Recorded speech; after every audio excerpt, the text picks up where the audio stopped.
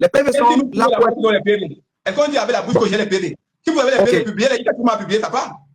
Si on ne peut pas entendre avec la bouche qu'on a les PV. Si vous avez les PV, scannez-les, mettez-les en ligne, tout le monde va les voir. Tout le monde peut entrer et voir les 17 000 et poussières de PV que l'État a publié des 18 départements. D'accord. Monsieur Joseph Espoir Bion, je veux que vous sachiez une chose. Vous êtes l'espoir du peuple camerounais. Un peuple a toujours besoin de leaders, de guides pour aller le plus loin possible. Issa Chiroma a été élu, mais son élection est confisquée. Lui-même, il est certainement dans une situation qui se traduit par une certaine indisponibilité. OK.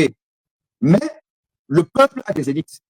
Ces élites-là, c'est nous, les intellectuels, les journalistes, les avocats, les hommes de la société civile et les hommes politiques.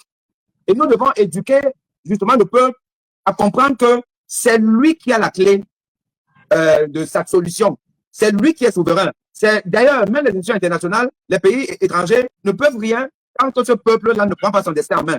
Or, et votre coup de gueule sanitaire est là aussi pour laisser un certain espoir à ce peuple. Est-ce que vous vous positionnez comme quelqu'un qui dit au peuple, n'ayez pas peur, n'ayons pas peur, ils ne sont rien plus que nous, car c'est nous qui avons la souveraineté, c'est nous qui avons le nombre, c'est nous qui avons la force, c'est nous qui avons la légitimité et défendons notre victoire. Est-ce que c'est un peu ce positionnement-là que vous avez ou que vous allez essayer d'avoir, que vous revendiquez?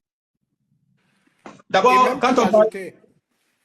Pardon, monsieur le maire, pardon, ne parlez pas, s'il vous plaît. Et même pour ajouter à ce que disait le professeur Aimé Boni tout à l'heure, je voulais que dans le même sillage, que vous essayiez de nous dire, vous, parce que les Camerounais qui nous regardent, ils scrutent chacune de vos paroles.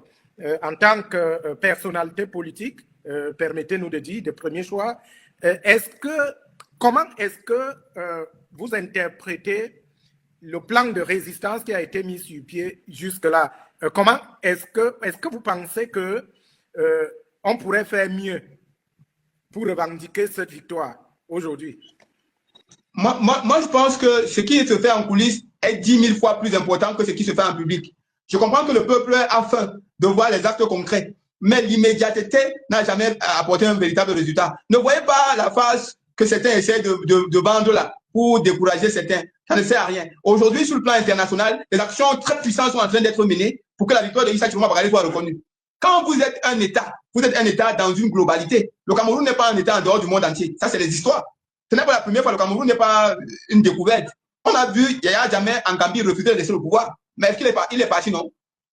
Il est parti. On a vu le général Gué en 2000, après qu'il ait perdu les élections contre Gbagbo, refuser de partir. Est-ce qu'il est parti? Il est parti, non? On a vu le même Gbagbo en 2010 refuser de laisser le pouvoir. Est-ce qu'il est quitté? Il est quitté, non? Donc, la seule chose, c'est que sur le plan international, laissez-nous votre truc de souveraineté là, ça ne sert à rien. La souveraineté, c'est pour le peuple. Et quand le peuple crie, eh bien, le monde entier est en alerte. Le monde entier sait qu'il y a un risque de hold-up au Cameroun. Ils sont en train de travailler pour rassembler les pièces du puzzle. Une fois que le puzzle est accompli, vous allez voir, la vérité va s'imposer à tout le monde. Il n'y a pas... Vraiment, je me souviens, il n'y a pas à demander aux jeunes à aller vous faire des mouvements de ce genre. Ils vont réussir à déconstruire ça. Si vous dites aux jeunes, allez marcher, ils vont infiltrer la jeunesse, ils vont, par leurs propres gens qui sont en mission, mettre le feu dans les structures, faire des trucs pour dire que vous voyez, ils demandent la marche pacifique. Parce qu'ils n'ont pas intérêt à ce que cette marche-là réussisse. Je vous donne un exemple, comme dans le département de Gouri, où Issa Chiroma Bakary a gagné largement avec plus de 70%, si tu as presque les 80%. Si on tente de dire aux gens que marcher, c'est la magie, c'est la catastrophe, il n'y aura même pas un seul espace en route. Voici un département où officiellement, Issa Chiroma Bakary a eu plus de 369 000 voix. Si on dit aux gens que sortez, on réclamer marche pacifique, il n'y aura même pas où se placer debout. Ils le savent. Donc, ils ont intérêt à tout faire pour discréditer une mobilisation pareille. Il faut savoir qu'il n'y a pas que les voyous, il n'y a pas que les hommes politiques qui ont voté Issa Chiroma Bakary. Il y a aussi, parmi les gens qui ont voté Issa Chiroma Bakary, l'élite.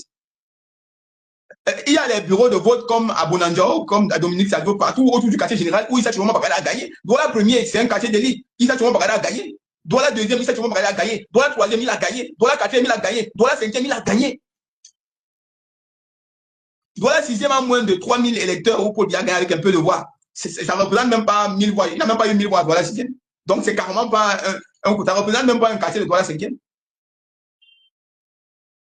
Donc, ces gens ne vont jamais permettre qu'une mobilisation populaire sorte et que ça marche. Parce que ça va envoyer un écho très fort à l'opinion internationale qui jusqu'à date, je peux vous rassurer que l'opinion internationale sait qu'Issa Touma Bagdad a gagné.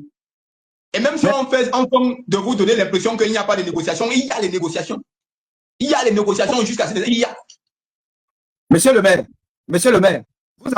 vous avez fait un rapprochement avec le cas de Yaya Jammeh, le cas de la Côte d'Ivoire, parce qu'il y a eu 2 événements en Côte d'Ivoire, Gay versus Gbagbo et Gbagbo versus Ouattara.